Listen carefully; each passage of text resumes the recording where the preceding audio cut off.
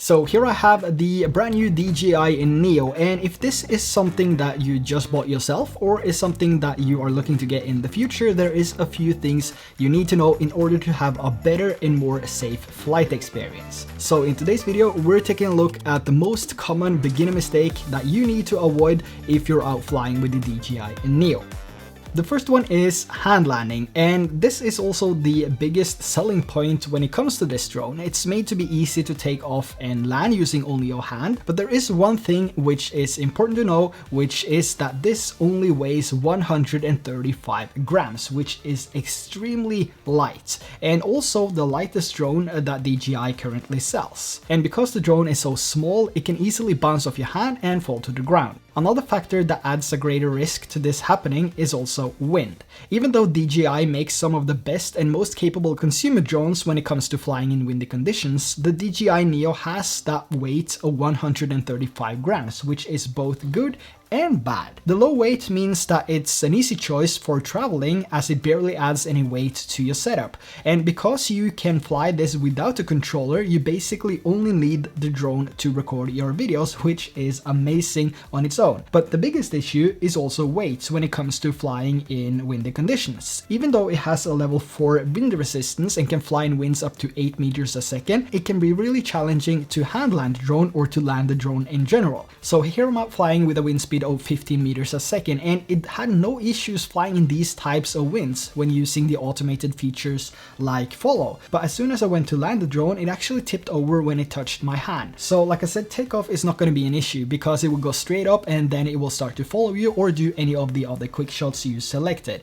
But when you're trying to land this in heavy winds, you will have the wind pushing it from side to side and also the updraft coming from the propellers. And because it's such a lightweight drone, again, only 135 grams, if it doesn't land like perfectly on your hands, there is a high chance of it just bouncing off and then it will fall to the ground.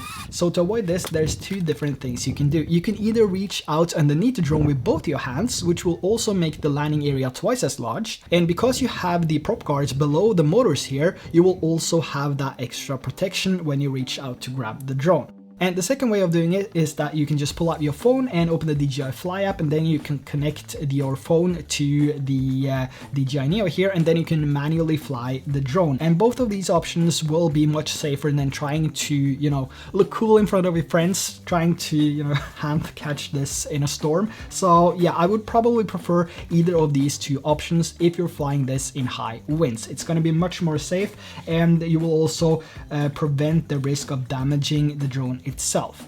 Now, when you're out having a great time, let's say you do some quick shots, maybe a drone, maybe a rocket, or maybe you just want to finish the day with the perfect quick shots of them all, which is called helix. A common beginner mistake here is when you get a new drone, it's overwhelming, especially if this is your first drone. So you see all these different automated features and you just want to test all the features at once. So it's easy to forget about the surroundings. And suddenly, you stand below a tree staring at your drone because it's stuck in a tree.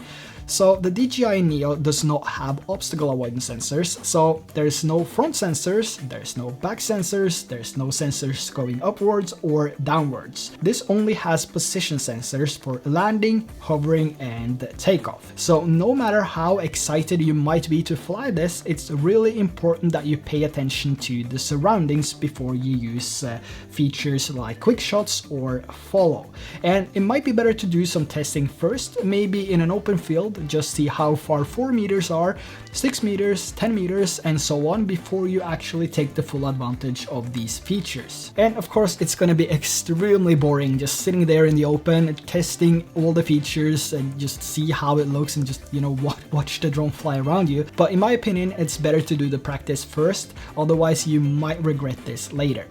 Another thing is when you have the drone following you, you can also have it connected to the DJI Fly app and use the live feed on your phone to see how it flies. Now, let's say you're out having a great time and you're excited to get to your next location and you just can't wait to fly this thing. But when you get there, you realize that there's no storage left, maybe like a minute or so. And the sun is about to go down and you feel like the whole world is falling together. So the DJI Neo only has 22 gigabytes of internal storage, which will give you about 42 minutes of 4K 30 FPS, which is what you might want to record with because it gives you that better image quality.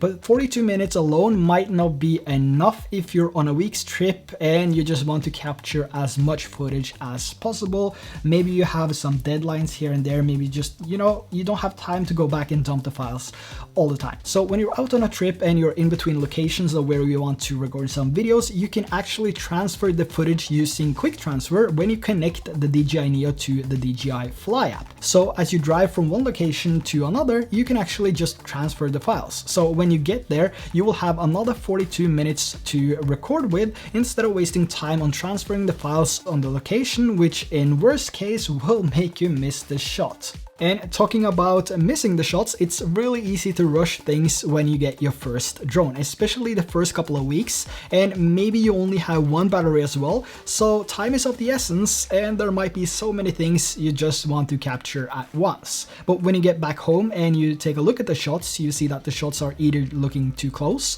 or too low, and you see all these shots are captured with the previous settings you used just to test things out, and that setting was 1080p at 50 FPS.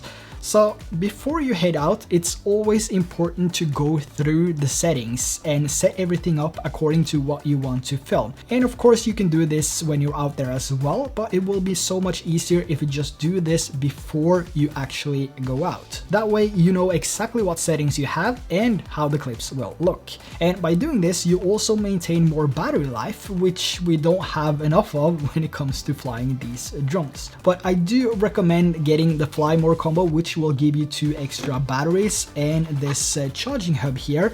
And this is DJI's first charging hub that will charge all the 3 batteries at the same time, which is amazing. So I highly recommend getting the Fly More combo, which will also include the DJI RC-N3 controller to make the footage coming from this looking a little bit better because you have more control. But I have a separate video on that, so make sure to check that out in the description below. So there you have the most common mistakes and how to easily avoid them by following these simple steps. So make sure to save this video for later and also share it with friends and family that might be interested in getting the DJI Neo, and also do me a favor and hit that subscribe and like button. That would be greatly appreciated. I'm also curious to know your favorite feature on the DJI Neo, if you already have it or if this is something you will end up buying later. Let me know in the comments below.